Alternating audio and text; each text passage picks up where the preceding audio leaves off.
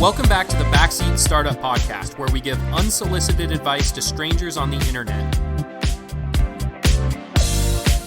Today, I'm joined by Mimi Park. Mimi founded Instamommies in 2022 after finding difficulties in sourcing trusted and quality childcare herself. She worked for the major wirehouses Bank of America, Merrill Lynch, UBS, and ING, managing a portfolio of $600 million before joining the startup world in Silicon Valley. Mimi, thank you so much for being on the show. Thanks so much for having me. So you know the drill. We will pull up Reddit. We will find a question posed by a founder, and we'll break it down. Are you all set? I'm ready. Let's do it. Great. Perfect. How about how do you narrow down on an idea when you know a bit of many things? Perfect. Let's double click here. So I'll just read it for the listeners. This post is titled, "How do you narrow down an idea when you know a bit of many things?" So I've heard that when you are starting out and coming up with your first product, you need to pick a space that you are an expert in and know the problems well and understand the community. You can solve a problem there. Well, that's the thing. I don't feel that I'm an expert in any field. I've worked in different industries and different roles. And even if I recognize some problem, I don't know enough about it to come up with a solution. Also, I don't have strong interest in any areas. I'm mostly a generalist with just enough knowledge to get my job done. How do you pick something and become an expert and find problems that are solvable in some space? What do you think about that? Wow. I think the one thing that stood out to me is if you don't have a strong interest in something, do not be a founder. This is not like something you want to sign up for unless you really want to be all in. I mean, any founder out there is talented enough probably to go get a stable, well-paying job. They can keep all their hair. It won't turn gray. They don't have to deal with the emotional roller coaster of ups and downs. The only reason to be a founder is if you're very passionate about a particular problem that you want to solve and it's something you're interested in and that you can stick with and not quit and give up on. What do you think? Yeah, absolutely. And this all feels like they're really trying to force, being a startup founder. They're kind of approaching it from an opposite way that many startup founders face, which is they are kind of going about their lives. They stumble across this big pain point or issue or need that they see in the market, and they go from there.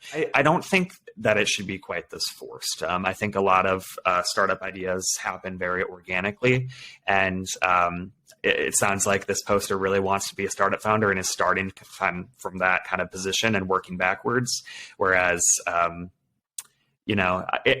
and I'll back up and say that I think a lot of founders just kind of innately approach things in that way. They're always tinkering and looking for ways to solve problems. I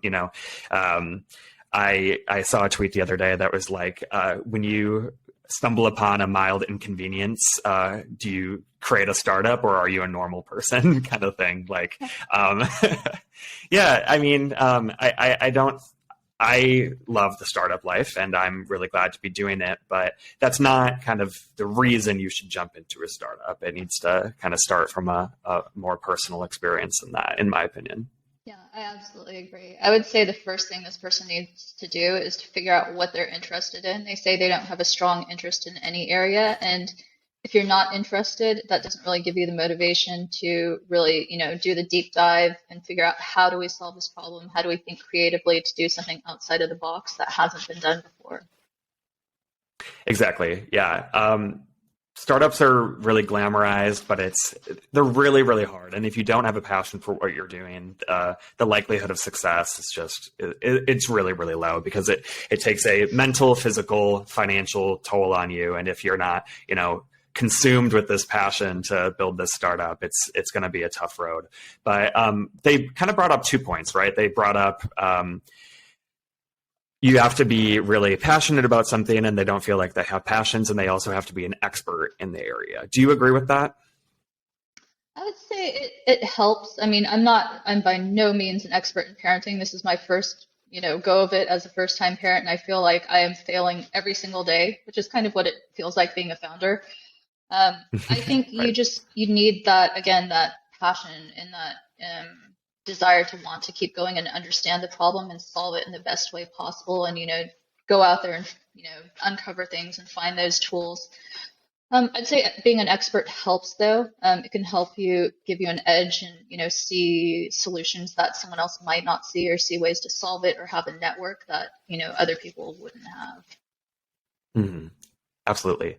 And they identified themselves as a generalist, and they said they've worked in, various industries. So I'm not sure if that's startup related, but immediately when I was reading this, I was like, oh, you should join an early stage startup. So many of those first hires are generalists. You kind of need somebody who's going to wear a lot of hats and play a lot of different roles. And not only does that give you the opportunity to kind of get your feet wet in the startup world. When you're in the startup world, odds are you'll kind of identify problems from there. So that jumped out as me as kind of the first step. Like, you don't have to go all in as a sole founder, starting this new startup. There's plenty of startups out there that are looking for somebody probably like this poster. I think that's brilliant advice. Yeah, when you are first starting out in a startup and you join one that's early stage, you literally have to do everything. I was, in the last startup I was in, I realized one day that no one had ordered paper. I had to set up a business account for us to order paper. And I was like, okay, it's not really, on my resume, but I learned a new skill. You just, you have to be able to do a lot of things well. And that might be a place where, being a generalist can come in handy and also help you figure out what you'd like doing. Yeah, and this poster might find out that startup life isn't for them.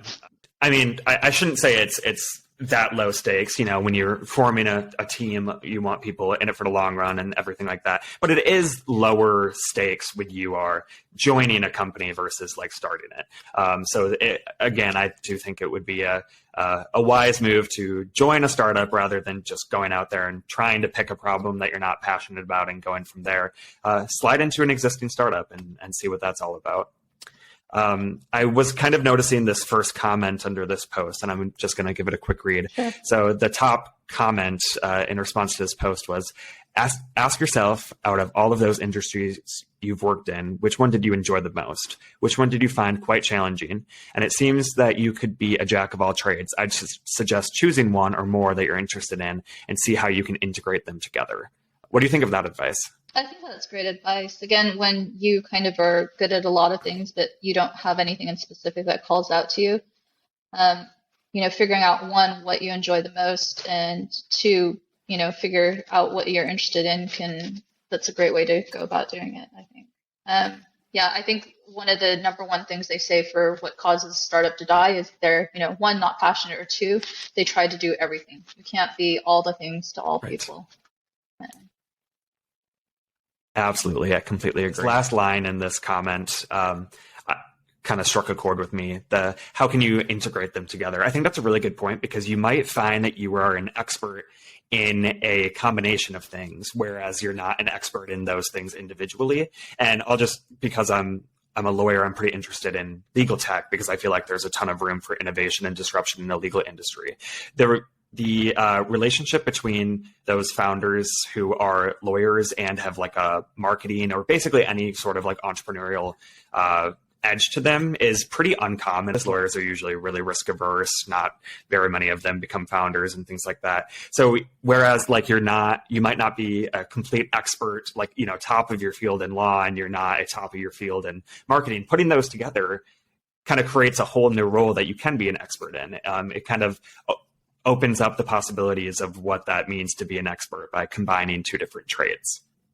Yeah, that's a brilliant way of doing it. I agree that you might have a unique combination of skills that no one else has, and you can leverage that to your advantage. Definitely. Do you have any other advice for this poster?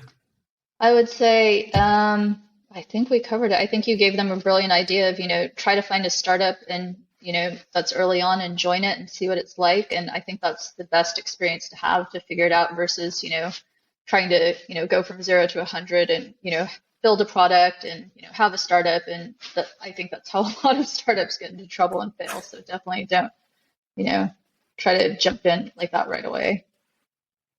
Yes, very well said. Well, consider this question thoroughly answered. You're welcome for the unsolicited advice. Mimi, thank you so much for being on the show. How can listeners connect with you? So you can find me on Twitter at Instamommies. Instamommies is the company I founded earlier this year, and we're on all the social media platforms, and you can connect with me there, share anything about founder life, startup life. Happy to share resources and, just even talk and say what works and what doesn't. The founder journey is definitely very unique and it can be lonely. So I appreciate, especially what you're doing, Luke, to connect a lot of startups. Thank you, Mimi. Yes, absolutely. Go check out Instamommies on all of their socials. Go check out Instamommies itself because it's a really amazing company. By the time this episode will be published, we will have recently featured them. So go check out our feature of Instamommies. And Mimi, thank you so much again for being on the show. Thank you so much, Luke. We loved being on your show. Thank you.